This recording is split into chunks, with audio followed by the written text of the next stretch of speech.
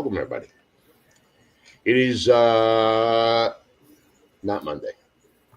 No, it's not Monday. It's Tuesday. And this is In the Batter's Box. It is the NGSC Sports Baseball Show. I am your host, Rob Garcia, joined by, of course, my co-host of In the Batter's Box, Mr. John Doucette. John, another show. Ralph, as always, good to be with you.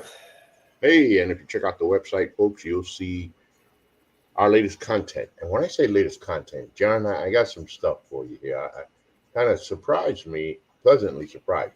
First and foremost, if I could just get to it properly, I got this moving slider. Sometimes Michael Bodzenta gives us Cleveland Cavaliers guard Darius Garland undergoes surgery. Good luck, Darius, because he and the Cavaliers are going to need it next year. Donovan Mitchell said they'll be back. Bradley Walker gives us PGA golf previewing the 2025 U.S. Open. And John, this was such a pleasure. I'm loving our new interns. Zachary Worstell gives us Marietta College takes home gold. Gold in what, you say, John? I'll tell you. After a decade, the Pioneers are champions once again. The Marietta men's crew won gold medal at the Dad Vale Regatta in May. The first gold medal for the program since 2012 for their performance in the Mid-Atlantic Rowing Conference. We got rowing, John. Yeah, we up here. It takes place in the fall. The regatta usually takes place in Boston, and a lot of the schools do it. So we do it usually in September, October. I'm kind of surprised that one's done in May. It must be rather warm to do the regatta. In the south. Yeah, I'm sure. Yeah. Definitely very warm in the south in May, Yeah. John. We are already in the midst of June, of course, but we're already in the middle of 90-degree days here. Yeah, that hasn't even come close to being the case up here yet. It's on its way, John. It's on its way. All that and more, of course, on NGSC.com, where we never stop. And look, I forget it all the time. That was the intro. Oh, I don't know. I'll get that right. But you know what? Today, by the way, John, I got to go to Facebook, and the NBA show last week, for some reason, would not let me share it. I mean, I could not make it. I have to make it public, and I'm having that problem again. So I'm going to have to go in my settings, John, because Facebook has changed something in my settings that is now not allowing me to share shows. Uh-huh. That's not good. No. So I'm going to get you started so I can get over here and see what kind of minor surgery I can perform. So, folks, it is the weekend of the college baseball super regionals just passed. And look, John and I tell you this all the time, right? Of course, Major League Baseball is great. Hey, Major League Baseball, right? But the sheer joy and fun of college baseball is just like, John, my wife was sitting with me watching not one, but game 2 and 3 of the Miami Louisville series. I asked her, I said, Beth, what are you doing sitting here?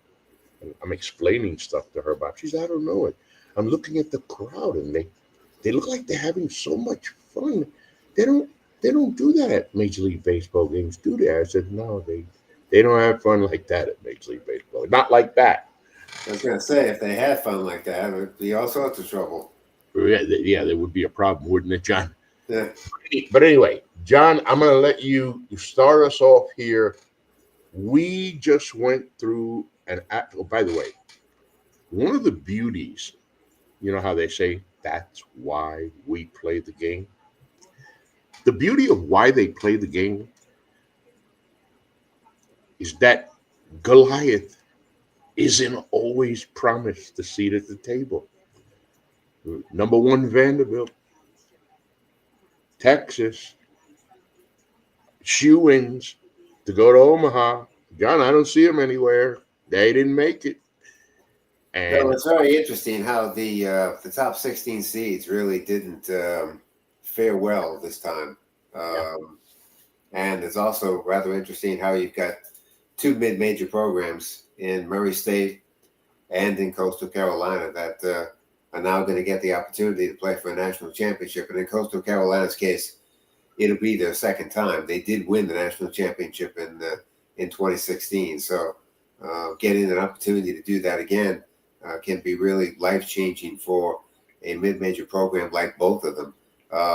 The SEC had a rough time throughout the process with 13 teams in, and really only surviving with two, with LSU and Arkansas both making it. The defending national champions are gone as they almost got knocked out of their own region back during the first phase when Wake Forest gave them problems, but did run into a lot of problems when they got to Fayetteville this past weekend and lost to Arkansas. UCLA shows some great pitching, especially their bullpen, and being able to handle Texas San Antonio over the weekend at home. And for those people who hadn't seen Jamie Arnold pitch, the projected number one overall pick when the draft takes place next month, that was a pretty good performance that he put on Saturday night to give Florida State a chance to move on, but they did not. Again, as rough as it was for the SEC, it was also equally as rough for the ACC in terms of teams being able to get through. Only one made it, and they had several teams in the tournament. And again, you do feel really bad for Duke losing last night, and a great game, by the way. But it's been since 1961 that the Duke Blue Devils had been to Omaha, and unfortunately, last night was another one of those nights where, in the end, it just didn't work out for them. But this was a very different NCAA baseball tournament this time, no question about it. And the 8 teams that have made it to Omaha are not necessarily the usual characters. And because they're not, this could make for a very interesting next 10 days in Omaha. yeah, it is. And let me get here. Talking college, I don't know what the problem is, John, and I can't seem to get my thumb around it right now. So Aha. we're not going to worry about it. I'm finding a way to share the show. But as we talk, folks, listen. What what a college baseball season! But this past weekend, you look at these games, right? And as we started, number 5 North Carolina against Arizona. What's the first thing you say to yourself? Okay, Carolina is a seeded team, one of the top seeded teams, playing an Arizona team that you really weren't sure exactly what they were going to be able to give North Carolina. And the Tar Heels came out in the opening game. In game 1, they win 10-2. They Yeah. handled their Yeah. they handled their business, John. And at that point right there, when I was watching that game, it was one of those immediate reactions for me. I was wrong, obviously, but for me, it was like, I don't know. I think Carolina has set the tone early, and it'll be over. It's just a 2-game series. That's why they play, because Arizona then follows that up with a good 10-8 walloping of their own, and then comes the deciding game.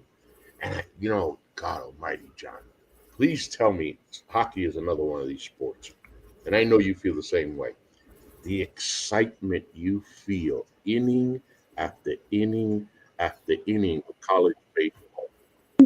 Oh Lord, I got these ads that are playing. I don't think you could hear that. Thank God you couldn't hear it. And then Arizona down. What were they down, John? They were down 3-1. 3-1 at one point, and I think they were down again. Yeah. But they went on 3-1, scored 3 times in the eighth. And North Carolina found themselves staying home. Yeah, some teams. The other thing that gets to be rather interesting about the regionals, super regionals, was some teams did have very good pitching, and some teams didn't. And for those that had to struggle to be able to get outs, especially late in games, that proved to be an issue. Carolina was one of those teams that had that problem. Tennessee was another one that had problems getting outs against Arkansas. Couldn't handle those bats, and unfortunately, it didn't pan out well for them either. But then you look at a UCLA, for instance, against Texas San Antonio, and that bullpen was just outstanding against Texas San Antonio for those 2 games that they played in Los Angeles. That bullpen was basically untouchable during that brief series. And then you saw Duke and Murray State, and there were moments where those bullpens were just lights out, and then there were other moments where those bullpens kind of struggled a little bit. And so that was the kind of the back and forth that was going on with a lot of these regionals, because not everybody was able to do what they needed to do at the right time. No, I was obviously all over the Tennessee game, the Tennessee series. Of course, we're talking about the defending national champion, Tennessee Volunteers. Listen, graduation players. Yeah, it's not the same team. Yeah, it's not the same team. It's just not the same team. And you see how it went down. And let me tell you something about Arkansas. Yeah, it's not the same team. But let's give credit to Arkansas's pitching staff, because Tennessee, the runs that Tennessee scored, most of the runs that Tennessee scored, they scored late when the game was over. I mean, you had game 2, I believe it was game 2, John, of the Tennessee. What were we talking about? Tennessee, Arkansas, and I believe it was game 2. Tennessee got one hit. One hit. They couldn't hit and Arkansas just kept coming up with big hit after big hit after big hit. Tony Vitello is going to go back to the drawing board to see what he gets out of this team for next year, because it just wasn't the same. He goes back to the drawing boards and he starts looking for another job. In the Atlanta Braves. Hopefully that's not the case after a national championship, right? Well, I mean, the Atlanta Braves are still slip sliding away, and I would think that if there's still interest, that he may consider it. Who knows? Again, I think that Tennessee was a team that had their hot and cold moments throughout the entire spring, and even though they were a team that was considered to be Omaha bound based on what they still had left, I think the distractions of other things played a role in what eventually happened to them. Yeah, Zach Root, Arkansas pitcher, really, boy, he pitched himself a dandy. And Arkansas is one of the 8 teams that are moving on. I watched. Was it the Miami? Who was Miami? Who did Miami? Yeah, Miami played Louisville, and again, another pitching staff that was awfully good getting into that regional was the Louisville Cardinal, and it continued in that series. That bullpen is very good. Those starters are good. Louisville is not a team that's going to score a ton of runs. They hadn't done it really that way all spring, but they kept finding ways to win games, and the reason why they could do it was because their pitching staff was just pretty much rock solid from the time the season began up until now. And it continued over the weekend at home against Miami. Give the Hurricanes credit. I mean, there were plenty of people that didn't think they deserved to be in this tournament, and yet they got to a super regional, and they really pushed Louisville to the wall before they finally lost. So give the Hurricanes credit for proving that they were worthy of a spot in this field. And give Louisville credit, because this is a team that they lost 8 of the last 11 games down the stretch to the season. Yeah, they had a rough end of the season. Yeah, they got an early exit in the tournament. Yeah, an early exit in the tournament too. Yes. Yeah. In fact, Cal took them out in the tournament. One of those 9 o'clock games that we talked about back when the ACC tournament was getting started. they really they kind of backed their way in down the stretch, didn't they? And Yeah, but they banked enough good wins back in February and March and the early stages of April, so that the they could slide that they solidify had their on the spot. end really didn't hurt them as it could have, or maybe even should have, and it allowed to be at home, and they certainly took advantage of the home And cooking to be able to get to Omaha. and most importantly, they played when it counted most. Right, they played when it counted. Yeah, They played when it counted, So and that's what's going to happen. That's what you prefer as a team. You're going to go through those stretches, okay? You're going to go through those little stretches where you lose 5 of 7, 3 of 6, 6 of 8, or in this case, 8 of 11. 8 of 11. But you're still able to come and bounce back. Right. They built enough during the season, and they were prepared. Now you see, as far as where was I going? Oh, the UCLA Bruins. Okay, hey, listen, we're all about feel good stories, right, John? This is the team. I got this. I put this down here just to make sure. This is a team that finished 19-33 last year. Right. In their first year in the Big Ten. Right. Yeah. A team that looked like, well, don't even worry about them in 2025.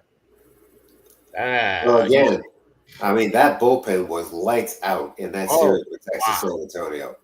I mean, they really did a tremendous job of limiting Texas San Antonio and limiting the opportunities they would have to score runs, and that allowed them to win some close games, really, based on their inability to score runs. But you do wonder if it took UCLA a year to get acclimated to a new conference and to a brand new situation, because they did struggle last year. But this year they find themselves back in the College World Series for the first time since 2013, which was the last time they won a national championship. So they're, again, if they can pitch in Omaha, that's really going to give them a pretty good opportunity to pull this off as the regional goes along. Because in Omaha, it's all about staying in the winners bracket for as long as you can. And if you've got a pitching staff that's going to limit the amount of runs and give you that opportunity, then you're in good shape. And then we've got the Beavers of Oregon State. First time meeting since 2018. John, listen, this is an independent team that does a lot of traveling and played a really rough schedule. They're in Omaha. Well, they played a rough schedule, right? Because they were an independent, and they basically were at the mercy Yep. of any and every team that they tried to schedule, and it did eventually work out, as you say. That Friday night game, I mean, they were in trouble getting to the eighth inning. The Florida State bullpen had been very good this year. The team had been very good. They were 31-0 when leading after 8 innings. And so it looked like it was going to be lights out for Oregon State. And with Jamie Arnold going on Saturday, it really looked like the Beavers were going to be in big trouble. But they would score 3 runs in the bottom of the ninth to tie the game, and then they would win the game in the 10th. And it really did jumpstart what would turn out to be a victorious weekend for the Beavers. Yeah. Listen, who's the kid? Gavin Turley. Yeah. Just broke Travis Bazana's career home run record. Having what a good career he's had. I mean, it's a good story there. Now, and again, that's the other interesting thing. Had Oregon State lost to USC in the first phase of this tournament, yeah, Florida State would have been home for the Super Regionals. But because Oregon State came back and beat USC twice, it allowed Oregon State to be home. It forced Florida State to have to make the cross-country trip, and you see the results. And then there's one of our feel-good stories. Johnny, you talked about this team as we entered the postseason. We talked about the home field advantage and how it could play for this team. And at 53-11, and easily running the gamut, Coastal Carolina is headed to Omaha. Under a first-year head coach, they go 53-11. That's pretty darn impressive for a mid-major program. And Coastal Carolina was really starting to identify themselves as an option for kids who are considering to play Division I college baseball. And look where they're located. Look what surrounds them. And yet they're still able to find enough talent to make this work. And this would be the prime example of that. And they went on the road and they just went roughshod through Auburn and did it in rather convincing fashion through the weekend. A very impressive performance by a program that's been to Omaha, obviously with different people and with different coaching staff, but at least there is an experience and there's an understanding of the environment that they're about to get into. Be very interesting to see how they go. And they've got the very first game on Friday.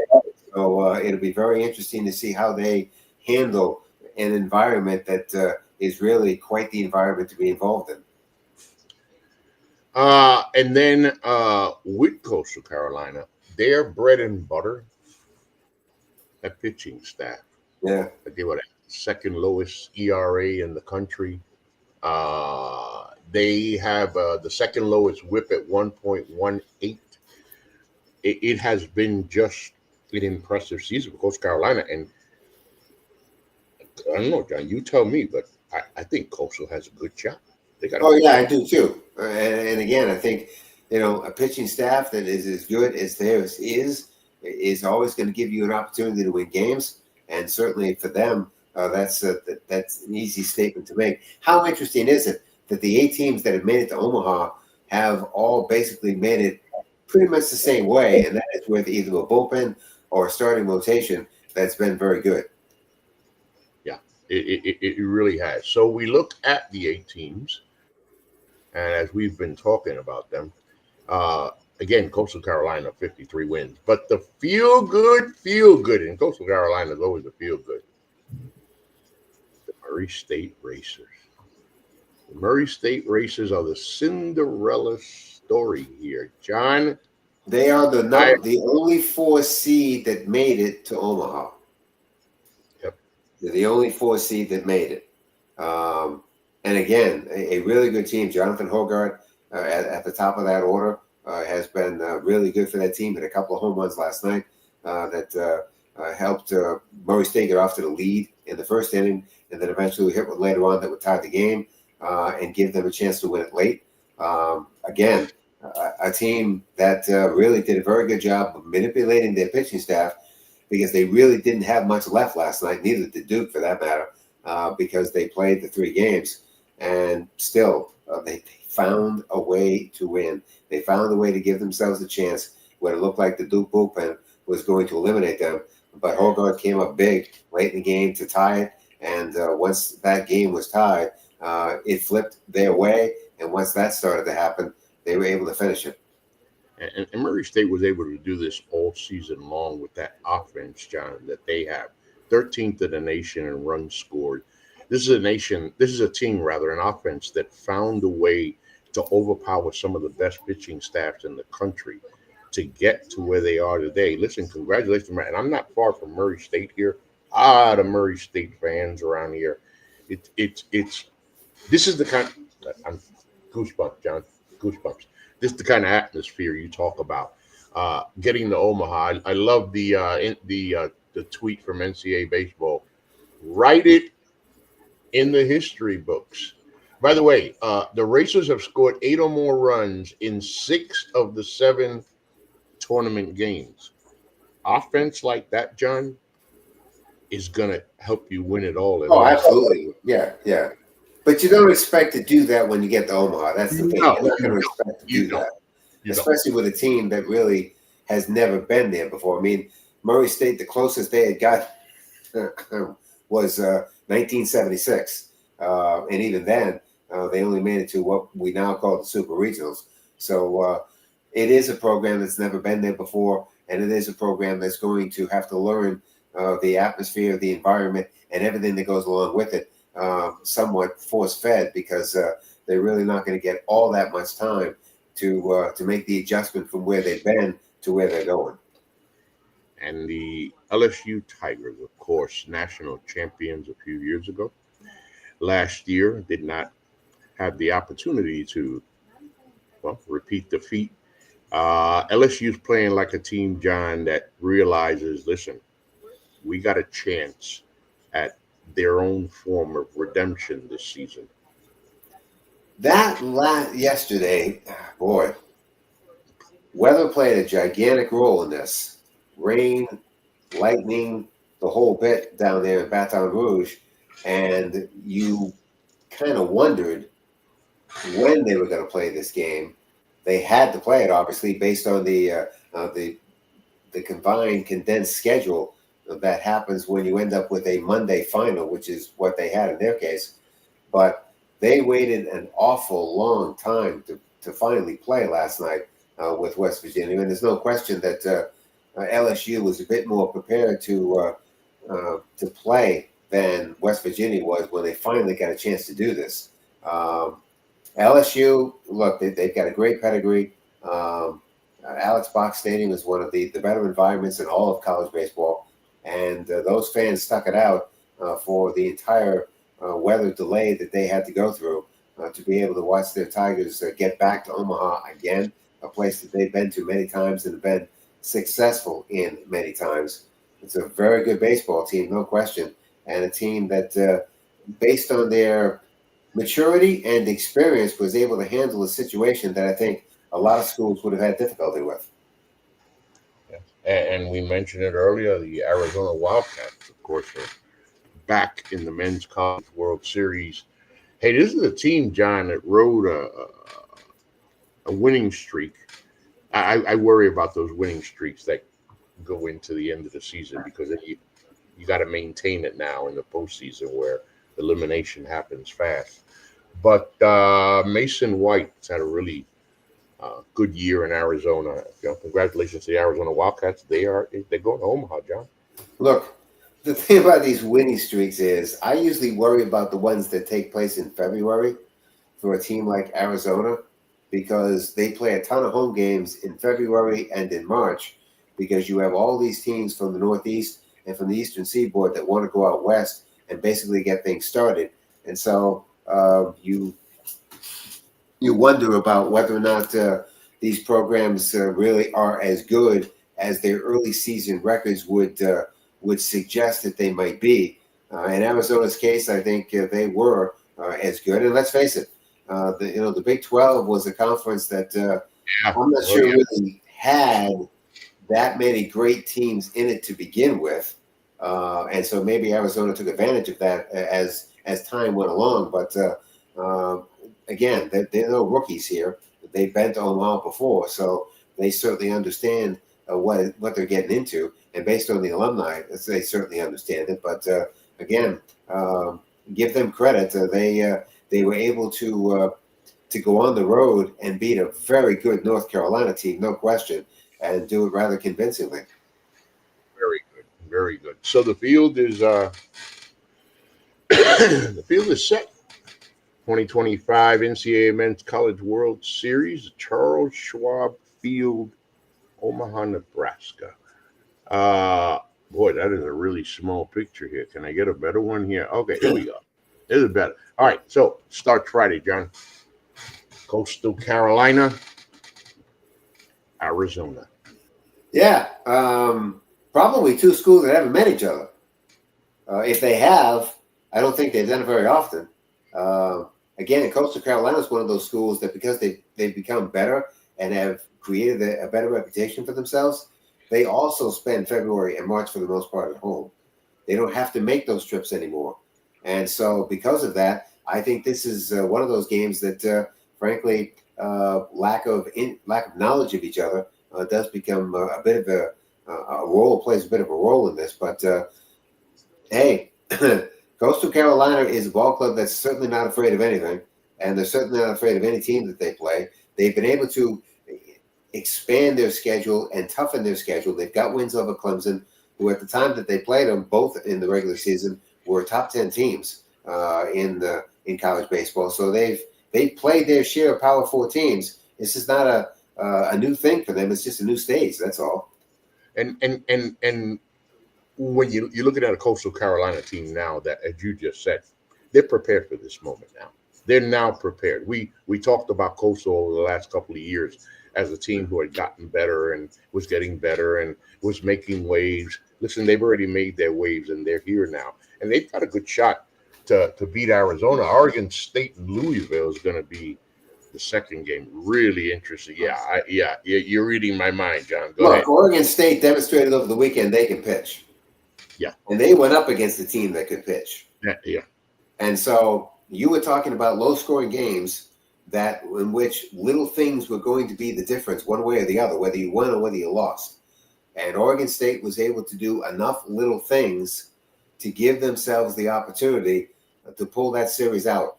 And that comeback in the ninth inning in game one on Friday against the Florida State bullpen that was that good, I think demonstrates just what Oregon State can do. And that's the key at this time of year, right?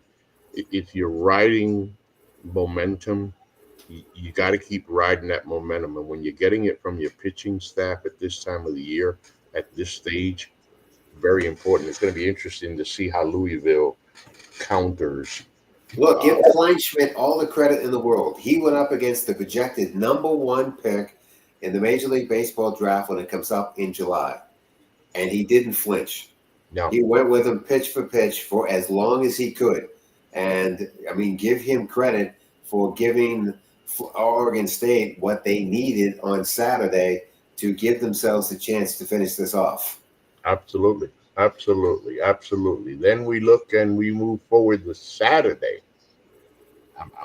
I'll be all over this game, John. UCLA and Murray State Racers. Obviously, I would have to think that these are two schools that haven't seen each other very often either. And again, UCLA's bullpen was dominant in that sweep of Texas San Antonio last weekend. And if they get the same kind of effort from that bullpen that they got this past weekend in Los Angeles, they're going to be very, very difficult to handle. Now, Murray State also has a very good bullpen. They've got a very good pitching staff, and they've got a coach that knows how to manipulate that staff to give them the best opportunity to win games. And that's what he did last night. He really did manipulate that pitching staff to allow them the opportunity to stay in that game to basically the bitter end and then finish it when they had the chance to do it. And that's what's going to have to happen against UCLA. No, it is. Otherwise, Cinderella's shoe is going to be somewhere in the street. Right. Yes. Absolutely. And then of Arkansas LSU. I don't know why I have a This is the one where you've got familiarity all over the place because these teams have played each other during the regular season.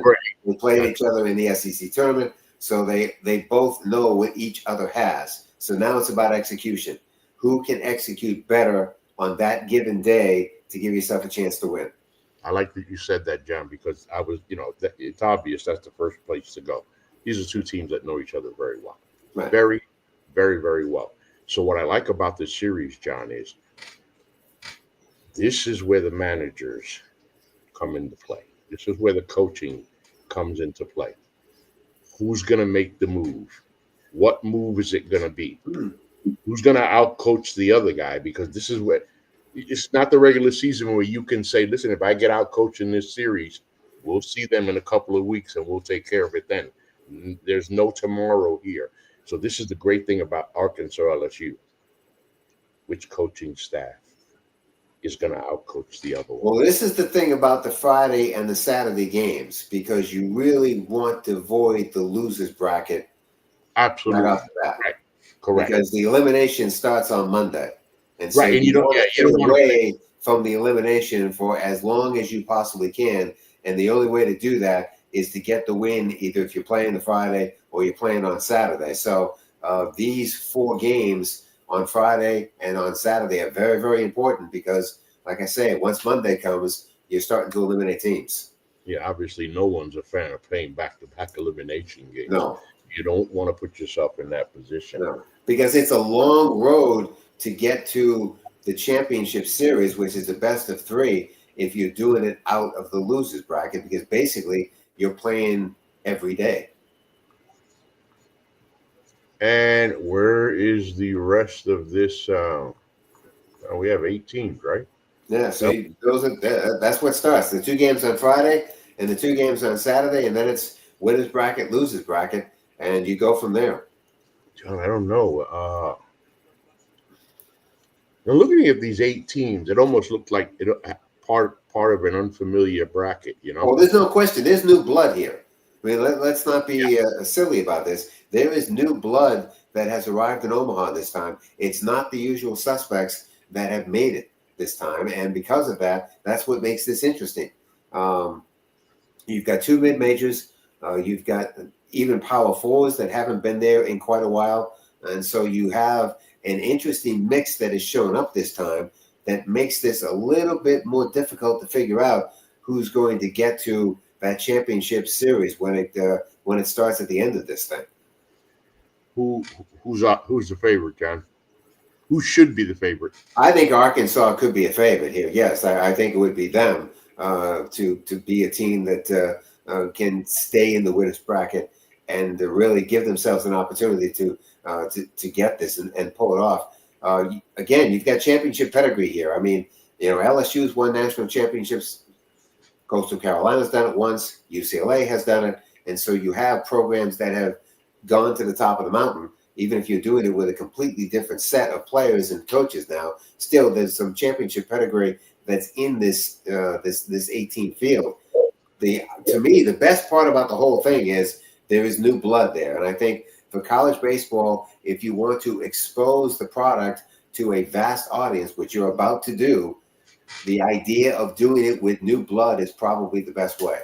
It is so refreshing. You keep saying new blood, new teams, fresh. It is so refreshing to see it because we're so accustomed to the teams that we see in this tournament going to Omaha basically every single year. So I start looking at a team like Murray State. Again, obviously the Cinderella here in this tournament. You see the baseball that they've been playing. Their task is a UCLA team that's prepared. But the fact that we have all this new blood, John, and you say, and I agree with you, if you want to pick a team, Arkansas being the favorite, Arizona just won it. I mean, LSU just won a title, so they could be another one. But it's a field that we can look at each other, and I can say this to you, John, I'm not sure. I'm just not sure who's going to take it this year. Look at the 8 teams that were there last year. Look at where they came from. 2 conferences. 4 came from the SEC. The other 4 came from the ACC. This year, it's a completely different setup and a completely different group that has made it to Omaha. And to me, that's the best part. Well, look, we're going to be paying attention. Wait a minute. I want to make sure I do this right. We're, of course, going to be all over it. John and I don't know what you guys are going to be doing this weekend out there, but I know what John and I are going to be doing. I can promise you that. We're going to be watching some baseball, as much baseball as possible, as we get closer and closer. Well, I mean, this is the end of the NCAA season. When you think about it, the College World Series has always been the end of the sport calendar for the NCAA. And it's a great way to end the sport calendar. There's no question about that. But it's always been that the College World Series has been the last event that the NCAA runs before the fall sports season begins. And so it's like I say, it's a great way to end it. The city of Omaha has always been great in terms of supporting this thing and hosting this thing. It's why it's always been there for as long as it's been. And this is really a great opportunity for college baseball to not only celebrate its existence, but to expose it to an audience that maybe is not as college baseball friendly as maybe they should be. And then, before we leave you guys. Well, this is a big deal. This is huge. This is a huge deal. So,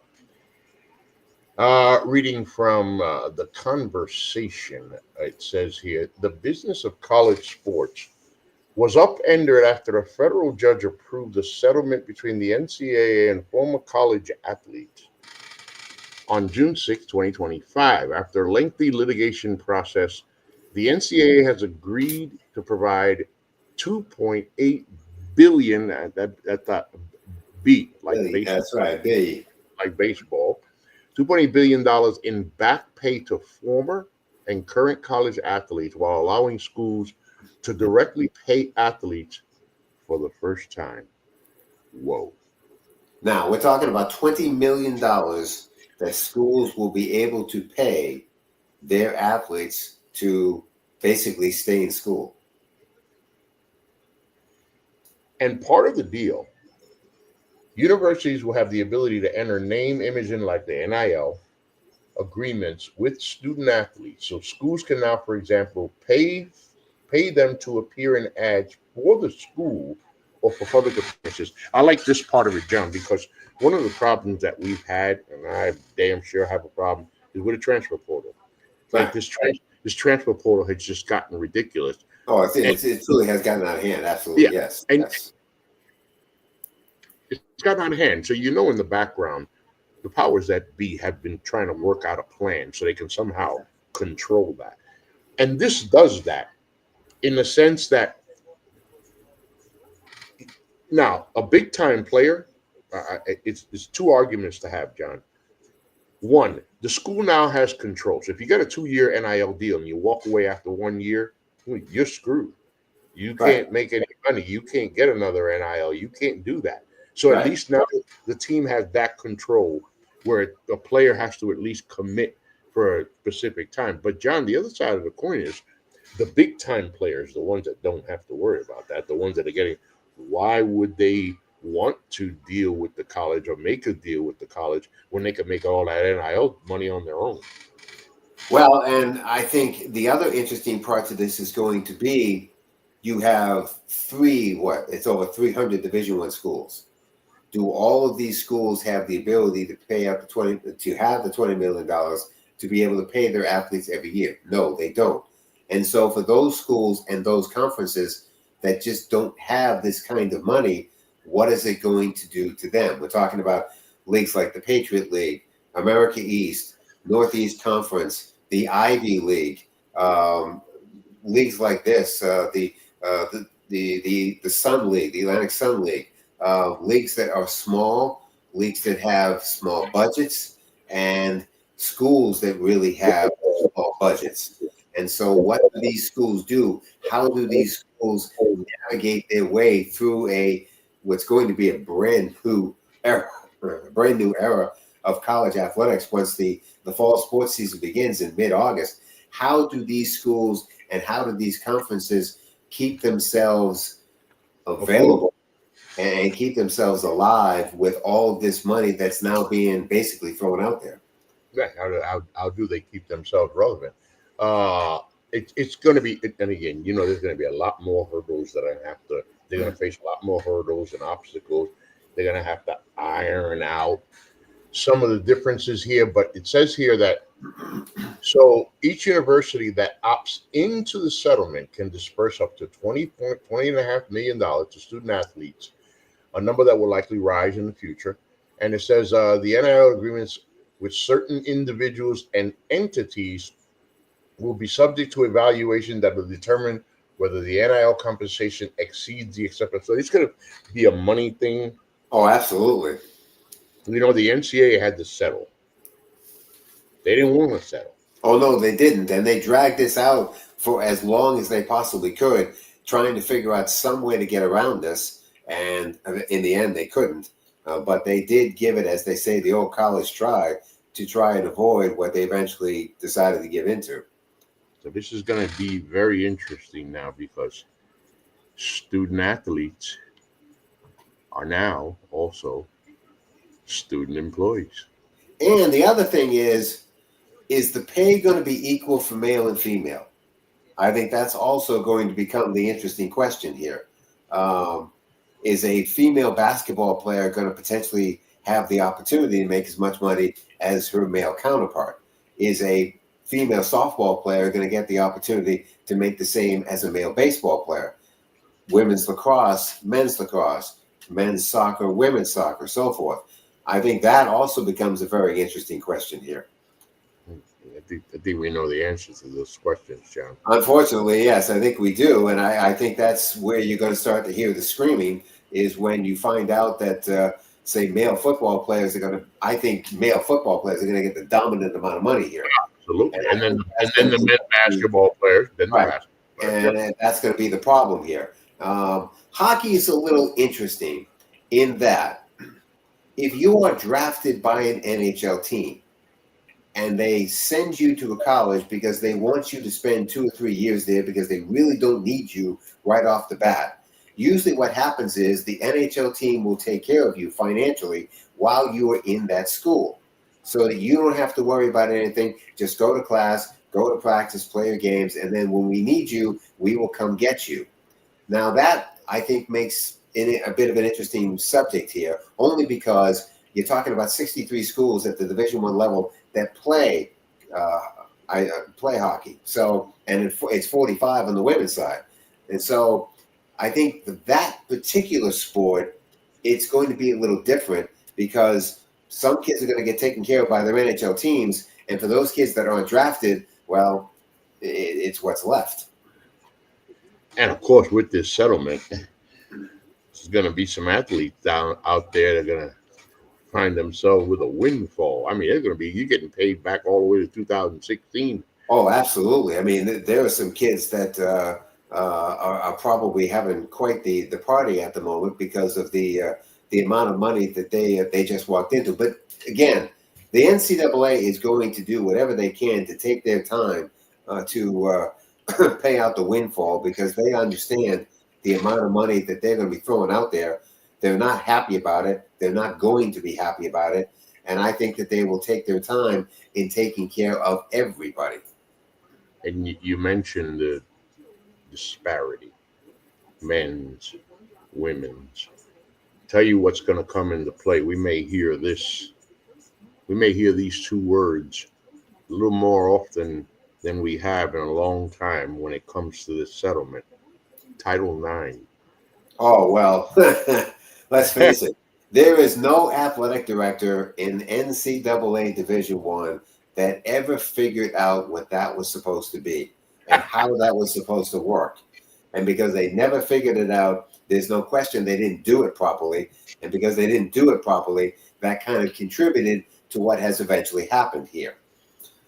And be careful of that coming into play because what that means, what that will mean is that the men are getting the bulk of the money. And this is the part that I'm worried. I, like anyone else. Let's be happy, okay? Because universities have been making money hand over fist over off these kids for decades. So it's finally that they get their just due. My problem, John, is of course you and I were in this business at NGSC Sports. We're very honored and privileged to be covering, for example, the Professional Women's Hockey League.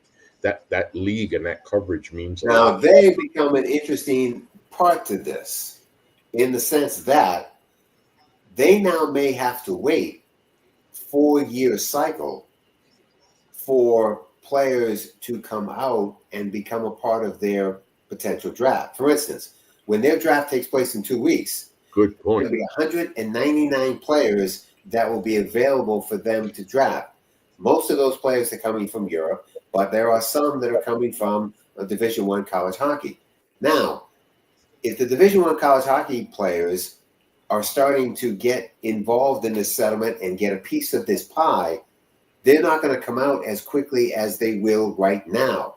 And so for that league, they're going to have to figure out and really lean on the European players to come over here and take spots while they wait for the college players to make themselves available. I mean, unfortunately, to have to say this, there are going to be some women college hockey players that are going to be making as much money as the women that are playing in the PWHL right now. If not more. If not more, that's right. Not more.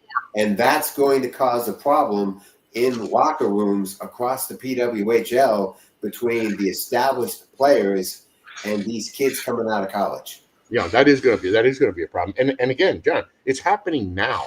You know, like I said, a good example here in Tennessee is the guy Zakai Ziegler, who has graduated from the men's basketball player who has graduated from Tennessee.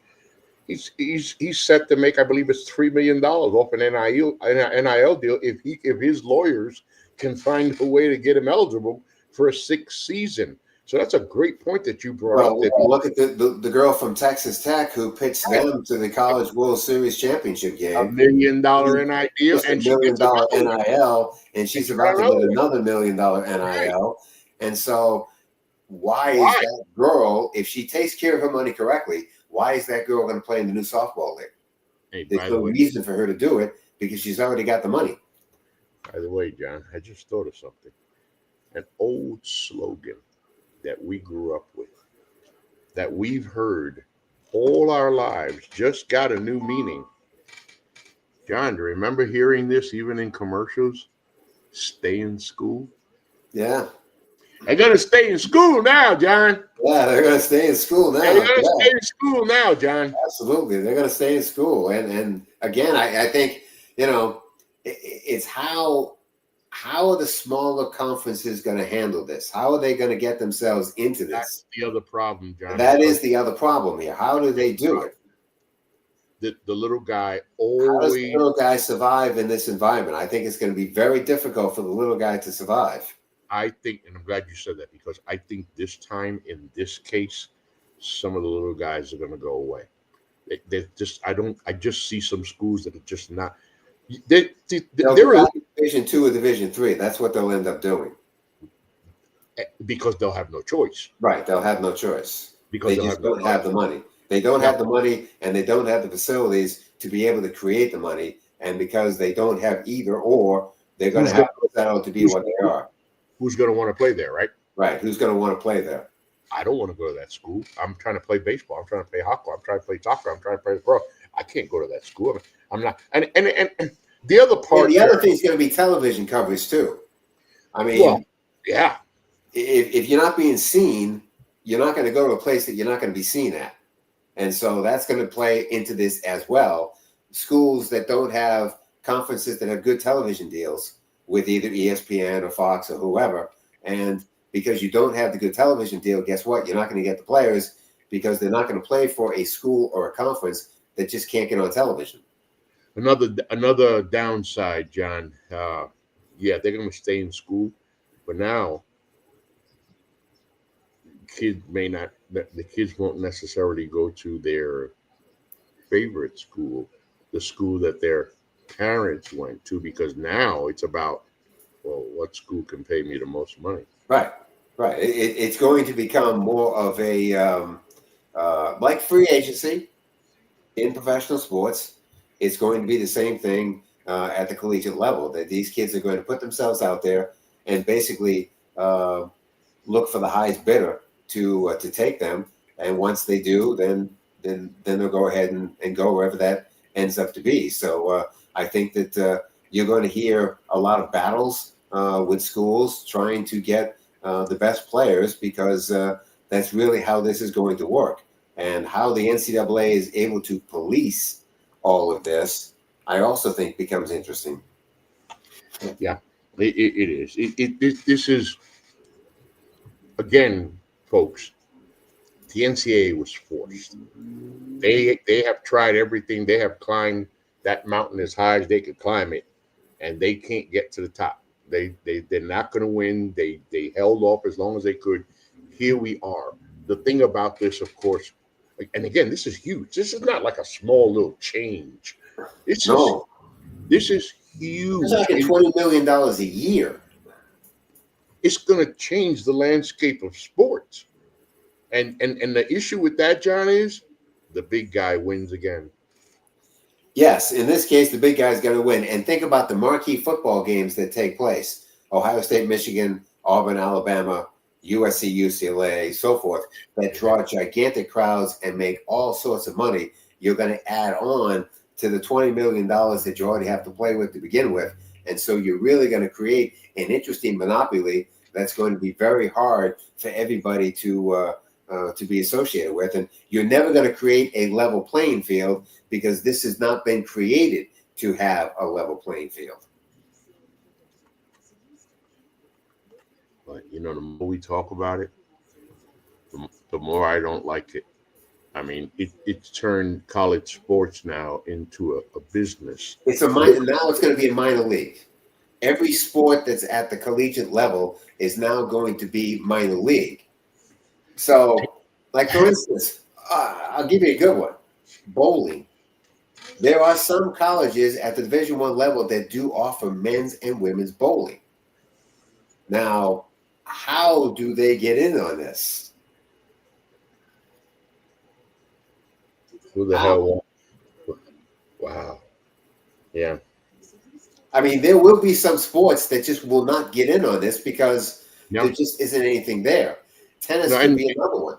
Golf and could be another one because of the the yeah. outlets that there are there. Be it the professional tennis and obviously all Yeah. the golf leagues that are out there.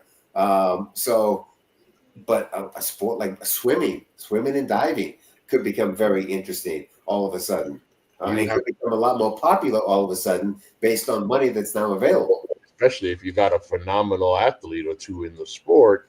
You got a Yeah. kid with a decade who's playing, who's swimming and diving for your school Yeah. or Michael Smith, whatever. I mean, Yeah. holy crap, that person's going to make an awful lot of money in the 4 years that they're there. And more exposure for the sport.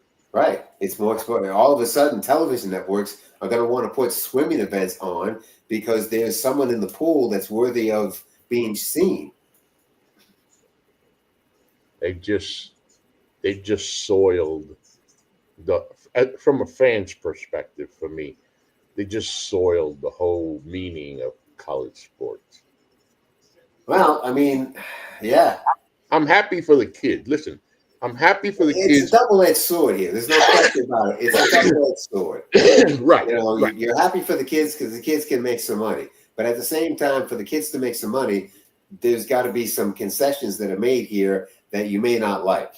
So Yeah, it's the yin and the yang here. you're turning the college experience into a business corporate world now, and but hey, But then again, let's face it, a lot of these kids are going to end up in the business corporate world anyways. anyway, so you just So prepare. does it matter Yeah. whether it starts at 18 or at 22 or 23? And in the end, what really mattered is the abuse that these colleges should have been charged with major crimes for all the money they have stolen from these kids and all the money they've made and given those kids nothing back. At least finally, the kids are getting theirs back. At least Now, here's the other thing that I think is interesting about this is schools that have facilities that are starting to be a bit run down. Now you're going to have to fix these things to provide yourself with a chance to get players in to use them. great So you're point. going to end up spending money on yourself to improve your athletic department situation so that these kids can consider coming to you What are you saying, John? To spend money to make money. to make money. In order to make money, you got to spend money, right? Right. Good point, my friend. John, final thoughts. Well, the final thought is at the major league level, things are certainly handling themselves rather nicely there as well. As the Baltimore, if there's one good thing the Baltimore Orioles finally did, is that they didn't resign Corbin Burns, because if they did, they would have ended up having to go through Tommy John with him. So they don't have to worry about that. That may be the best news that the Orioles have had all year. But Major League Baseball has finally gotten through their first holiday and now working toward their second one, and we'll see what goes on. But really, the focus now is about all of these scouts going to Omaha to see these kids, especially the ones that are draft eligible, and to make their final reports on where these kids get slotted when we start talking about the draft. And for me, it's the final eight, man. It is just, it is so refreshing to be able to say, well, I'm going to watch the Men's College World Series. Well, are you going to call it the Men's College World Series, or is it the ACC SEC tournament? Basically, Now, to jump on that for a second, the Women's College Softball World Series did very well in terms of television. yes, That that championship game, that final one, did tremendous ratings. It's going to be interesting to see with the new blood that's showing up in Omaha this time, if the College World Series on the men's side is able to do as well as what the women just did. and looking forward to see if Coastal Carolina can win themselves another national championship. Can the I Murray just hope that in Coastal Carolina's case and in Murray State's case, they don't go 0-2. I was about to say, and can the Murray State Racers pull off the biggest miracle in their program's history? I don't think they can pull off the miracle, but I'd like to see them hang around for a while. If they hang around for a while, that's good enough. Or are we going to see the usual suspects? Might Well, not be. really, there aren't that many usual suspects this time. Well, So, I meant Arkansas, LSU, well, think about it. With SEC. Arkansas and LSU facing each other right off the bat, one of those teams is going to end up in the losers bracket. Somebody got to go. Somebody got to go. Yep. So there you go. One of the suspects is going to be in trouble right off the bat. Great baseball starting this weekend. Make sure you're on it. Thank you for joining us this evening. This is In the Batter's Box, the NDSC Sports Baseball Show. I'll be back tomorrow or the next day. I believe it's tomorrow with the guys as we get set for Game 3 of the NBA Finals between the Indiana Pacers and the Oklahoma City Thunder. And I got news for the Indiana Pacers and one person in particular. Tyrese Halliburton, you have had one of the most incredible postseason runs I have seen in my entire lifetime. But as you can see, the lockdown is on, and they have locked you down. And if you don't come out firing, and I mean firing, not just in Game 3, for the rest of this series, Game 1 is the only game the Indiana Pacers are going to win. Well, I did think that Oklahoma City would win in 5, so I'm not terribly surprised, nor am I worried. John, this is the best total defense I have ever seen in the NBA playoffs. Ever. Well, I think what Oklahoma City has done is they've decided that they're going to force the other 4 guys on the court with Halliburton to beat them, and they've already figured out they can't. John, they're like gnats. So I'm at the top of the key over here, and they're all over me, and I see you over on the left side free, and I swing it to you. They're like gnats.